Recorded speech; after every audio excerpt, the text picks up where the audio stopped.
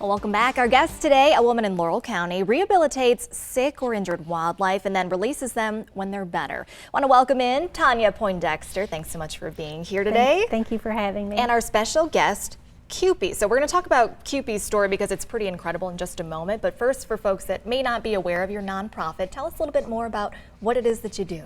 I rescue, rehabilitate, release, and educate people on our native wildlife in Kentucky. And why is that so important? Why is there that need here? Because, well, for one, wildlife don't have nobody that takes care of them, so when they get sick, it's a live or die situation. And for another, it's just something that needed done. I mean, it's something in my heart that I wanted to do, so I'm doing it.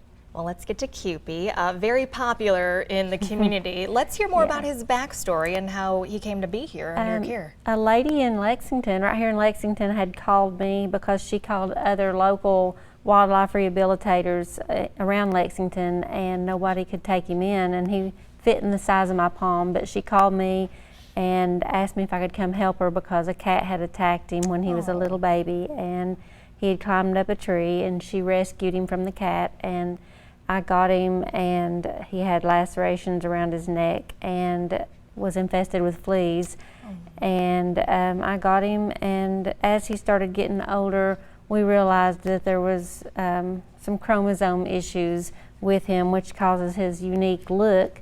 And he also has scoliosis, and he has arthritis now because he is elderly. Wow. And only 2.5 years old now. Male opossums only live to be 3 years old. Oh my goodness. And you care for, we're looking at some video here from when you were one of our hometown heroes. You have several other possums as well that you work with. Yes, I have a lot, probably close to about 50 right now of all different ages. They're still being born right now, along with squirrels and little bunny rabbits. This takes a lot of effort. I mean, when I came over to your house, I mean, this is like a full sun up to sundown kind of work that you're doing, right? Talk a little bit more about what's involved. Well, with these guys, you know, there's a lot of them that needs medical care. There's a lot that's on different kinds of medicine.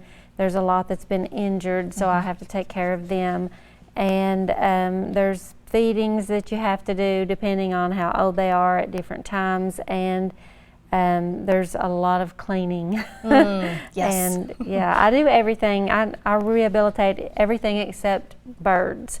So I'm licensed to do mammals, reptiles, and amphibians. I think it's important that you hit on that. I mean, you are licensed, you're trained to do all of this, to care for all of these wildlife critters. And we were just looking at some other video. I mean, you work with a wide variety of animals. Why is this work so important to you? Well, it all started with my skunk, Peppy, and she's the reason I promised her that I would do what I'm doing now, because she was accused of biting somebody back in 2016, and there's no law to protect wildlife. If a wild animal, a mammal, bites someone, the person don't even have to show that they've been bitten to anybody. They can just make a phone call and say, hey, I was bit, and they will come and confiscate the animal, and the Fish and Wildlife and the health department, and they will confiscate it and decapitate it and test it for rabies, even though Peppy did have a rabies vaccination. Yeah, she... It's a sad story, but I mean, you've made this sort of your life passion and goal now. And tell us more about Kewpie's efforts in the community. Kewpie, I'm also USDA licensed too, so I've got my exhibitor's permit so I can go to schools, and I've been to a lot of schools and state parks and libraries, and I take my non-releasable wildlife with me.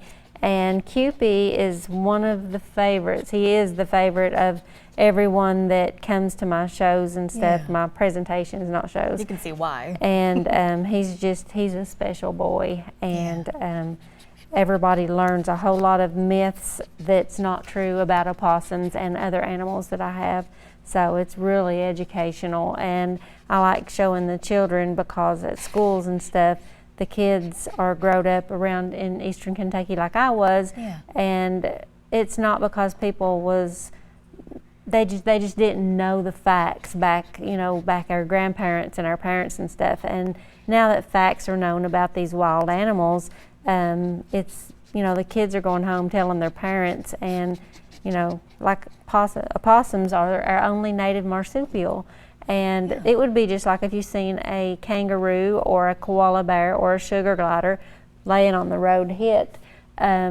Opossums are in that category. They are not related to rats. Their tails are not like a rat. They're prehensile. And when they lose their tail, it's like losing one of their arms or legs. Oh my goodness. Real quick before we go, Kewpie is in the running for America's Favorite Pet Contest, so I want to put this up on the screen here for people to vote for Kewpie. Remember, voting ends tomorrow, so get online. We've shared the link there for you to vote for Kewpie. There's a lot in this. I think it's like, what, $10,000? Yes, and that would be really beneficial for my wildlife facility. It would be to win that, so that way I can add on and build more. Speaking of, there's the information. If you have any animals, you come across wildlife that may need rescuing or rehabilitation, you can call the number there. We'll also share that on our website as well. Tonya, I want to thank you so much, and stick around too, because speaking of dispelling myths, we're going to be talking about bat awareness, something that is very important. But after the break, we are taking another look at those local headlines. Stay with us.